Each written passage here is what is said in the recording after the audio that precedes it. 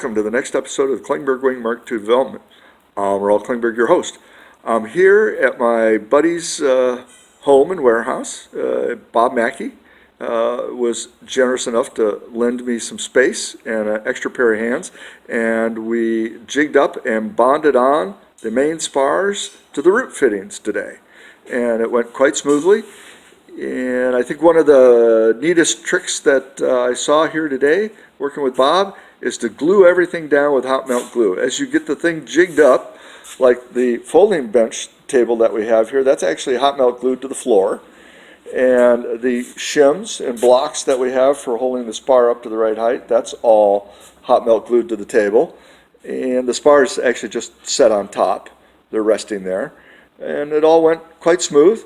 We got the center section all covered up and protected from getting gooey with the epoxy. And we put on both spars in one-step, two-step operation. Went pretty smooth. We got shims and blocks out here on this sawhorse. And Bob gave me a great lesson in how to level this wing lengthwise. We used quarter-inch diameter tubing, clear tubing filled with water, and we clipped it onto the spar so that the two meniscuses were aligned at the bottom flange. Yeah, here comes Bob with a, so it was like this. Here, Bob with the stunt hands here. Yeah.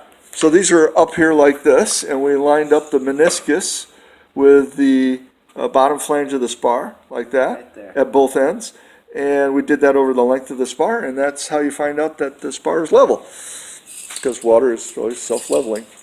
Leveling the center section fore and aft was not critical. You know, it's as long as we're within a degree or two of having the shear webs vertical, we're fine. And then we set it up. I got a little high-tech, really high-tech piece of foam core board here where we set the sweep angle like this. And that wasn't overly critical, just be close on that. And we actually put the fittings in first, dropped the pins in, and then we slid, I gotta get my hand in here, we slid the shear web spar onto here like this. So we put TA88 structural adhesive on the inside of the fittings, and on the shear web, and then we just slid it in there. And we have a little bit of cotton flocks filler in here to fill up this little gap, which is running out a little bit, but I'll add more later.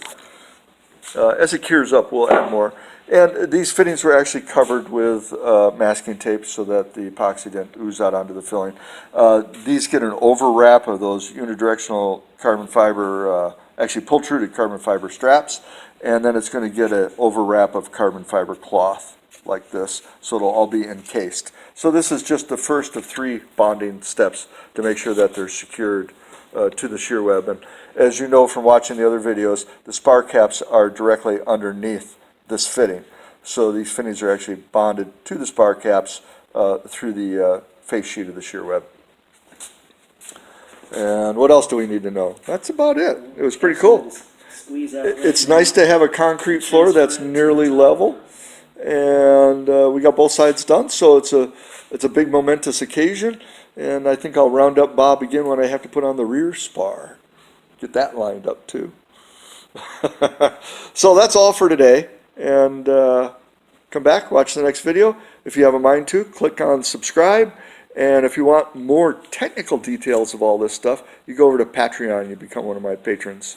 And we thank you greatly if you do that. So bye for now. Fly safe.